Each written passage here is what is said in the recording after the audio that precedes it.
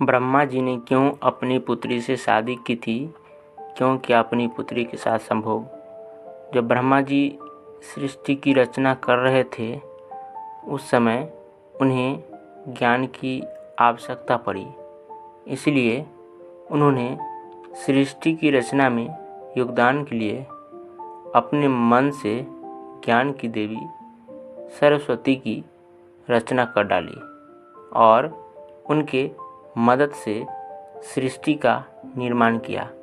देवी सरस्वती बहुत ही सुंदर थी और ज्ञान की देवी थी, अतः ब्रह्मा जी को सृष्टि के निर्माण के लिए अपने मन से उत्पन्न संतान से विवाह करनी पड़ी।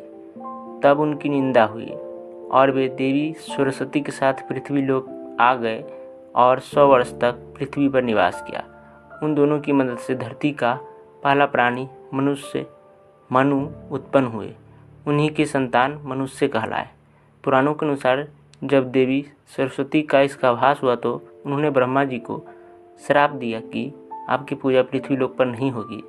ऐसे तो समय के अनुसार ब्रह्मा जी की विवाह की कन्या के साथ हुआ।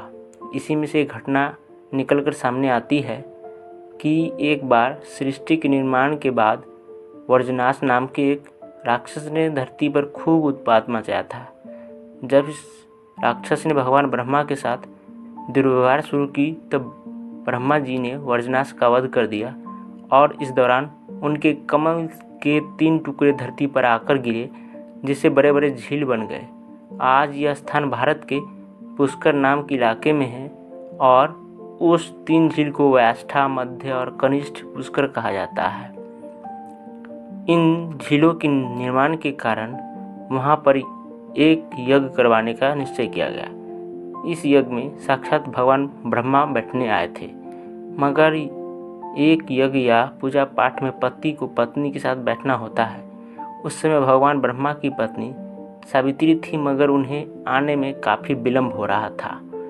बहुत देर इंतजार करने के बाद पूजा का मुहूर्त खत्म होने से बचाने के लिए भगवान विष्णु ने एक सुझाव रखा कि ब्रह्मा जी की शादी इसी पूजा के दौरान कर दी जाए।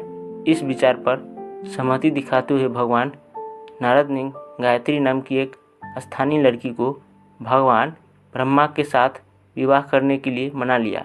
जब इन दोनों का विवाह हुआ और यज्ञ में भगवान ब्रह्मा गायत्री के साथ बैठकर पूजा को संपन्न किया, तभी वहाँ माता सावित्री आ गई और वह पूरी गतिविधि पर खूब क्रोधित हुई।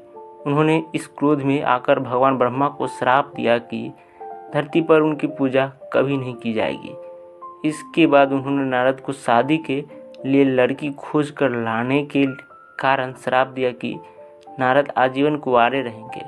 जब माता सावित्री को पता चला कि यह विचार भगवान विष्णु के प्रकट किया था तो उनके श्राप से वह भी बच नहीं पाए और माता सावित्री ने भगवान विष्णु को श्राप दिया कि वह अपनी पत्नी के वियोग में सालों तक तड़पेंगे। इसी कारण श्राप के कारण राम अवतार में भगवान विष्णु को माता सीता से बिछड़ने का दुख भोगना पड़ा था। इसके बाद जब माता सावित्री का क्रोध कुछ कम हुआ तब उन्होंने भगवान ब्रह्मा पर दया दिखाते हुए कहा कि उनकी पूजा धरती पर केवल एक जगह इस पुष्कर में ही हो सकती है। इसके बाद भगवान ब्रह्मा की इस व्यवहार से आहत होकर वह पुष्कर के समीप रत्नागिरी नाम के पहाड़ पर चली गई और हमेशा के लिए तपस्या में लीन हो गई। अगर यह कहानी आपको अच्छी लगती है तो कृपया चैनल को लाइक, शेयर और सब्सक्राइब जरूर करें। धन्यवाद।